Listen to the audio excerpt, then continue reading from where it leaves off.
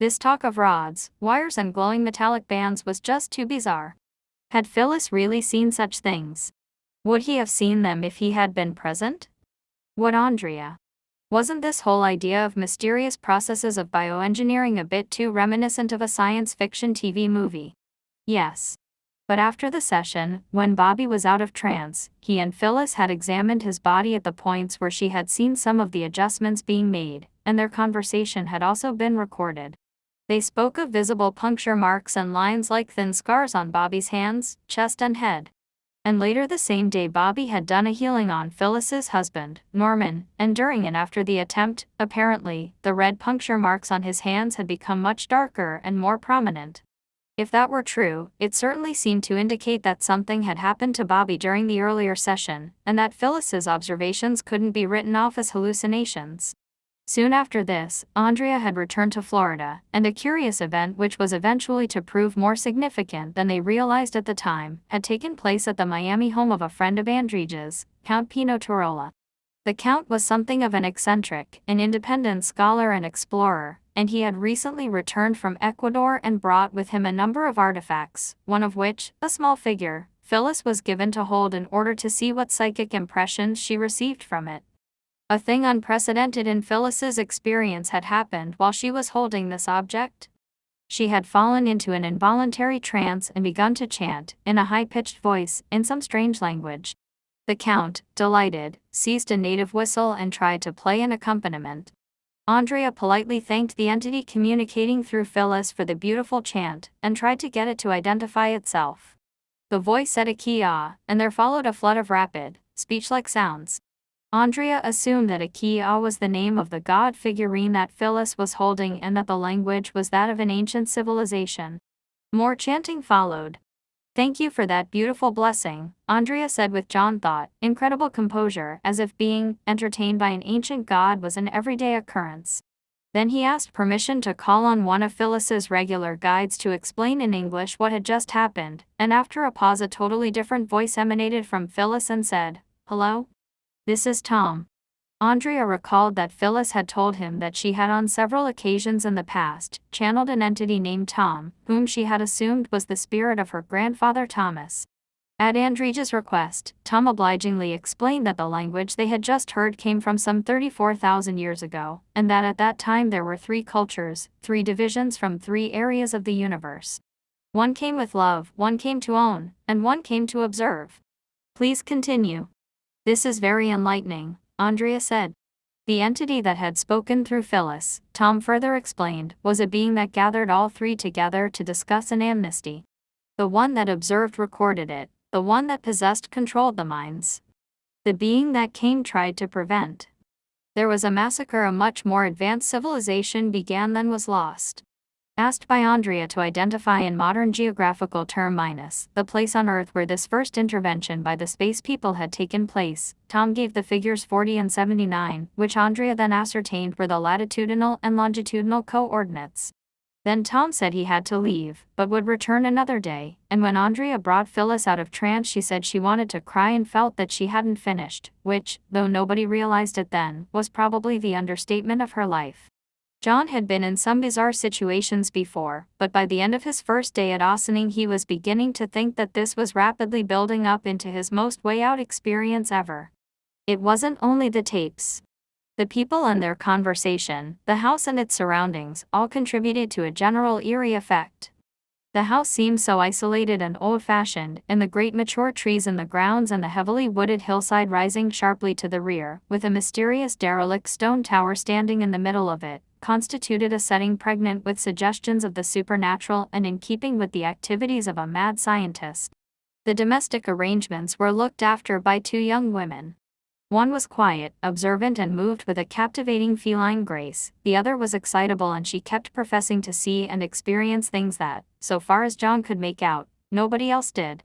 He was quite comfortable with the idea that his own perceptual mechanisms were comparatively crude and limited and that some people were gifted with greater psychic sensitivity, but her tangential relation to ordinary reality and sustained hypersensitivity were, he thought, possibly more symptomatic of insecurity than of any paranormal endowment.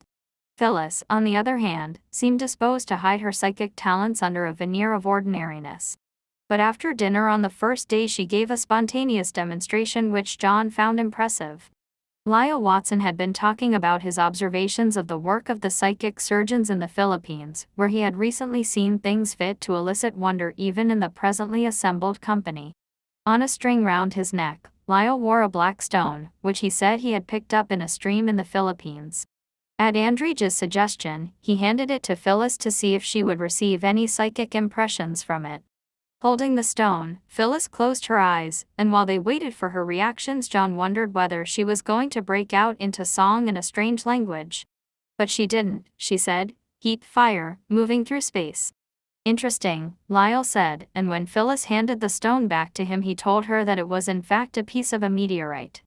Whether Phyllis picked up her impression by psychometry from the object or by telepathy from Lyle, it was a convincing demonstration of her psychic abilities. It was Phyllis, too, who had introduced the first intimation that this was not going to be any ordinary house party when, shortly after their arrival, she gave Andrea a cassette which she said contained a message from an entity with a name that sounded like Rear and which had spoken through her during one of her class sessions on the 1st of April. Everyone listened to the message, which went, "We speak of three, one of three recent, not one of three. Of three center, bring one more, become three, surround core. We meet with third within your 8, then that completes your 3. Rear, whoever or whatever he or it was, clearly had problems with the language. Well, it was unreasonable to expect busy extraterrestrials to be polyglots, and he was no doubt doing his best, but what could this cryptic jargon mean?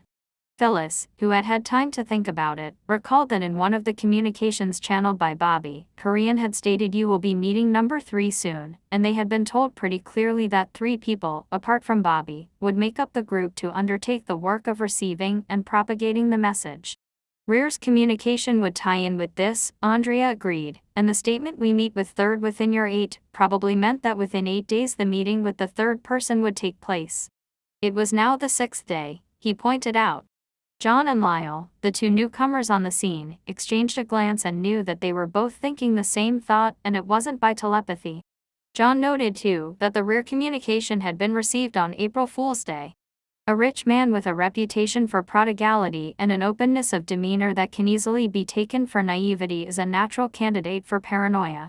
John lay awake long that night, reviewing what he had seen and heard during the day, and reviewing also the events in his life that had brought him to this place and among these people.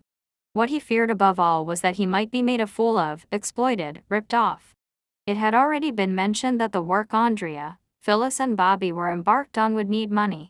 It was scarcely conceivable that the whole story and the supportive tape recordings had been cunningly contrived for his benefit, but on the other hand the story itself was inconceivable and the truth had to lie somewhere. Much as he abhorred the idea of being exploited or made a fool of, the idea of exercising in any life situation a corrosive skepticism and negativity cut even more deeply against the grain of his beliefs and of the personality he had cultivated over the years since he had sold his ancestral estates and opted out of the status game and the rat race. By temperament and conviction he was a yay-sayer, but he was not fool enough to be unaware that a disposition which is an unqualified virtue in the poor may be an irresponsible folly in the rich.